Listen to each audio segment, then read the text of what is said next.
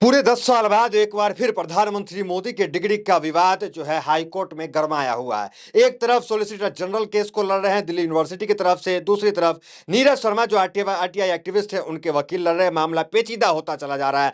कैसे देख रहे हैं? हमारे साथ मोहित शर्मा है जो कि एडवोकेट हैं। आप हाई कोर्ट में प्रैक्टिस भी करते हैं, मामला हाई कोर्ट का ही है। हाई कोर्ट में जो प्रधानमंत्री मोदी के डिग्री को लेकर बवाल मचा हुआ है और ड्यू कह रहा है कि हम डिग्री नहीं दिखाएंगे, तो कैसे देख रहे हैं? 10 साल बाद फिर वही मामला शुरू। देखिए, सबसे पहली बात तो ये कि 10 साल नहीं, हर 10वें दिन ये मामला उठ जाता है प्रधानमंत्री की डिग्री का। पहली बात तो ये है कि पढ़ाई प्रधानमंत्री ने की है, डिग्री दिखाने गृह मंत्री आते हैं। पता नहीं, मेरे ख्याल से प्रधानमंत्री या तो विदेश की यात्रा पे होंगे उस वक्त पे, या कहीं घूम रहे फिर रहे होंगे, तभी गृह मंत्री डिग्री दिखाने के लिए आते हैं। दूसरी बात यह है कि जो डिग्री का मामला ये आज का नहीं है।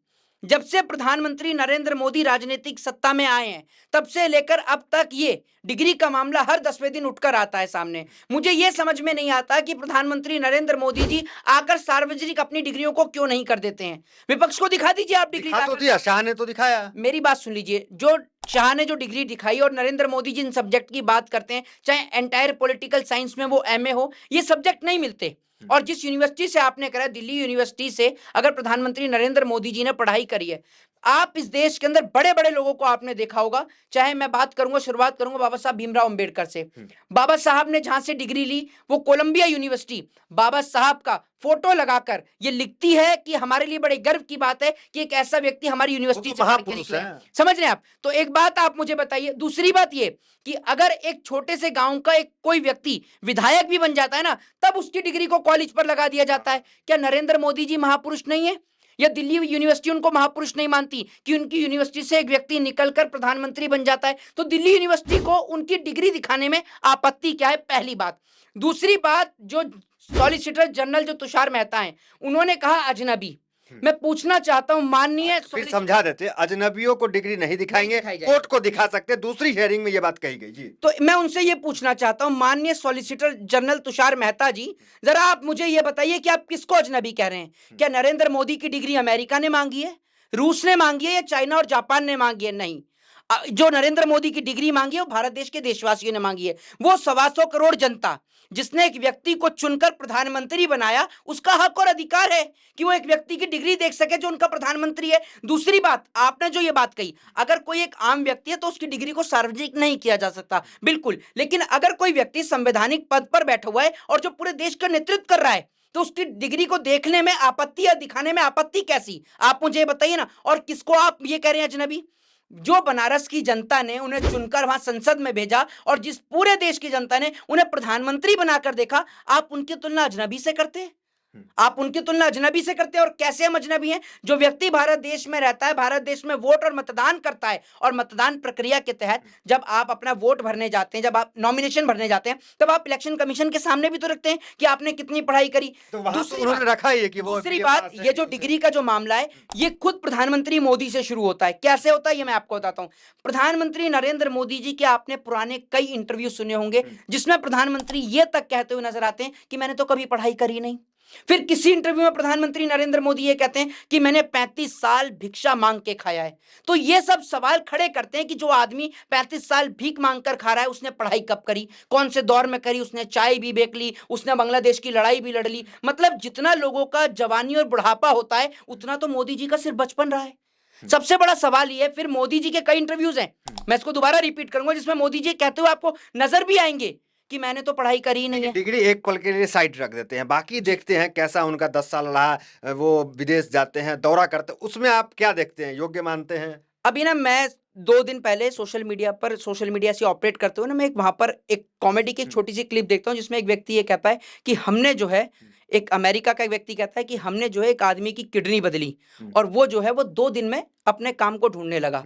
फिर वहीं पे एक रशिया वाला होता है, वो ये कहता है कि हमने एक आदमी का हार्ट चेंज किया, वो 1 दिन में अपना काम ढूंढने लगा। वहीं एक इंडिया वाला बैठा होता है, वो ये कहता है कि हमने तो सिर्फ एक आदमी बदला था और पूरा देश काम धंधा ढूंढने लगा। वो यानी उन्होंने बात करी नरेंद्र मोदी जी की। दूसरी बात, आपने कहा ना 10 साल में देश की स्थिति वो हो गई कि आज देश का हर चौथा आदमी हिंदू और मुसलमान में व्यस्त है। और सबसे बड़ी बात, दुख इस बात को देखकर होता है कि देश किस स्थिति से जूझ रहा है। भारत देश की पासपोर्ट रैंकिंग को उठा लें, भारत देश की जीडीपी को उठा लें, भारत देश के एजुकेशन रेट को उठा लें, इनमें से किसी पर भी चर्चा चर्चा नहीं है। चर्चा अगर आज टीवी खोलकर देखता हूं, अखबार खोलकर देखता हूं, तो चर्चा सिर्फ हिंदू और मुसलमान पे, मंदिर और मस्जिद पर है। और सबसे बड़ी बात ये कि प्रधानमंत्री की मोदी की डिग्री पर चर्चा क्यों ना हो, मैं ये पूछना चाहता हूं कि क्यों ना हो। जब एक व्यक्ति आजम खान, जिनके बेटे की सदस्यता डिग्री के मामले में ही चली जाती है, आपने देखा कि जो उनकी जो एजुकेशन थी वो उनको ज्यादा दिखाई गई, वहां पर क्वालिफिकेशन कम होती है, जिस कारण उनको जेल तक हो जाती है।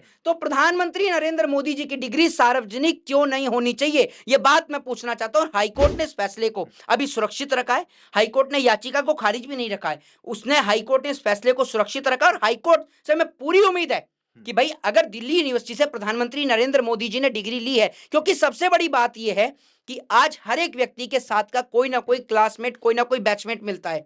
कोई ऐसा व्यक्ति आज तक भारत देश में नहीं मिला जो नरेंद्र मोदी जी के साथ पढ़ा हो। भाई नरेंद्र मोदी जी ने एंटायर पॉलिटिकल साइंस से एमए किया, दिल्ली यूनिवर्सिटी से पढ़ाई करी, फिर स्कूल भी पढ़े होंगे, तो क्या उनके साथ का कोई क्लासमेट, कोई बैचमेट है ही नहीं?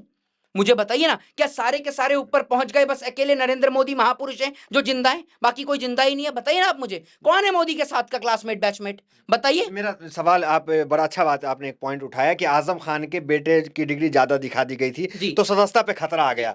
तो क्या ये बात हो सकता है कि क्या अगर प्रधानमंत्री मोदी की डिग्री डीयू जो है वो दिखाने में कामयाब न हो पाए या फिर सही डिग्री न साबित हो, फर्जी डिग्री साबित हो जाए, तो प्रधानमंत्री मोदी की संसद सदस्यता, प्रधानमंत्री मोदी की पीएम की कुर्सी पे जो है वो खतरा आ जाएगा?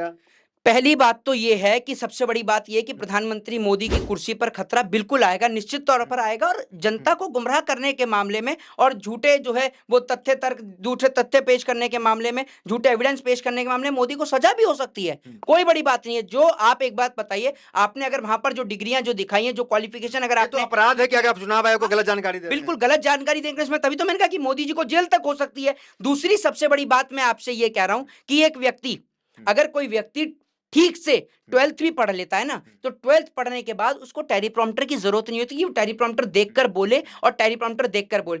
इस देश के अंदर बहुत बड़े बड़े नेता हैं, अखिलेश यादव से लेकर असदुद्दीन ओवैसी से लेकर, ठीक है, बहुत सारे इस देश के अंदर नेता हैं जो पढ़े लिखे हैं, उनको टेलीप्रॉम्प्टर की कोई आवश्यकता नहीं है। विदाउट टेलीप्रॉम्प्टर देखे बिना वो इंटरव्यूज देते हैं। इससे आप डिग्री की तुलना करेंगे? साफ समझ में आता है ना सर, मैंने एडवोकेसी कर रखी है, मैं लॉ कर रखी है, मैं आप बोल रहे थे कोई टिप्पणी नहीं, मैं आपको बता रहा हूं, मैं लॉ कर रखी है, मैं एडवोकेट हूं, और मैं विदाउट कहीं देखे, विदाउट टेलीप्रॉम्प्टर के देखे मैं इंटरव्यूज दे रहा हूं। आप मुझसे क्वेश्चन पूछ रहे हैं, मैं आपको उसका जवाब दे रहा हूं, क्योंकि मैं एक पढ़ा लिखा व्यक्ति हूं। और एक पढ़े लिखे व्यक्ति को बोलने के लिए कोई टेलीप्रॉम्प्टर की जरूरत नहीं है। और एक पढ़ा लिखा व्यक्ति इतना जानता है कि वो अपने मुंह से कौन से और किस प्रकार के शब्दों को निकाल रहा है। मेरे मुंह से कभी बेटी बचाओ बेटी पढ़ाओ की जगह पे बेटी बचाओ बेटी पढ़ाओ नहीं निकल सकता, क्योंकि मैं एक पढ़ा लिखा व्यक्ति हूं। ये उसी के मुंह से निकलेगा जिनको इन दोनों में फर्क ही नहीं पता।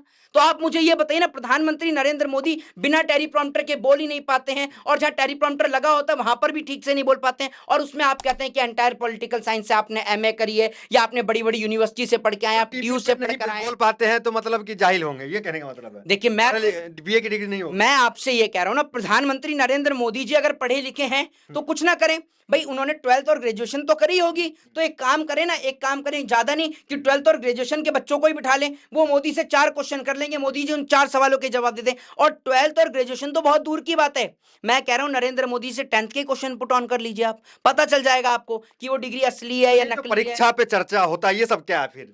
परीक्षा पे चर्चा देखा नहीं, परीक्षा पे चर्चा एक प्री प्लान चर्चा होती है, वो नकली स्कूल बना दिया था, देखा नहीं था आपने वो किस तरीके से एक्सपोज हुआ। और परीक्षा पे चर्चा कौन कर रहा है? वो व्यक्ति परीक्षा पे चर्चा कर रहा है जो परीक्षाओं को सुरक्षित नहीं रख पा रहा। आए दिन परीक्षाएं और पेपर लीक हो रही हैं, नौजवान के भविष्य के साथ तो खिलवाड़ हो रहा है। एक बात आप मुझे बताइए, इस देश के अंदर इतना तो आप ये समझ लीजिए कि जितना चर्चा आज मंदिर और मस्जिदों की हो रही है, अगर इसकी 1% चर्चा भी एजुकेशन पे हो जाए तो देश पढ़ा लिखा हो जाए। यानी कहने का मतलब यह है कि इस देश के नेता आपको अनपढ़, जाहिल और गवार देखना चाहते हैं, इनका साफ तौर पे यही कहना है। चलिए, बहुत बहुत शुक्रिया। हमारे साथ मोहित शर्मा थे, बड़े लंबे समय बाद बातचीत किए।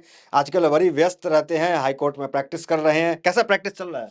बहुत अच्छी चल रही है प्रैक्टिस, और उम्मीद यही है कि देश के लोगों को मंदिर और मस्जिदों से बाहर निकाल के उनका फोकस एजुकेशन की ओर किया जाए, क्योंकि इस देश के अंदर शिक्षा ही एक ऐसी चीज है जो सवालों को जन्म देती है। और जब एक व्यक्ति सवाल करता है, अपने अधिकारों की जानकारी रखता है, तभी वो इस देश के अंदर अन्याय के खिलाफ लड़ सकता है। ठीक है, ये युवा वकील दिल्ली हाईकोर्ट में प्रैक्टिस करते हैं, इनसे हमने बातचीत किया। मोहित शर्मा जिनका नाम है, मीडिया के सामने पहले भी आपने इनको देखा होगा, बड़ी बेबाकी से अपनी बात को रखते हैं। फिलहाल इस वीडियो में इतना ही, मिलते हैं वीडियोस बनाने मेरे साथ। बहुत बहुत धन्यवाद।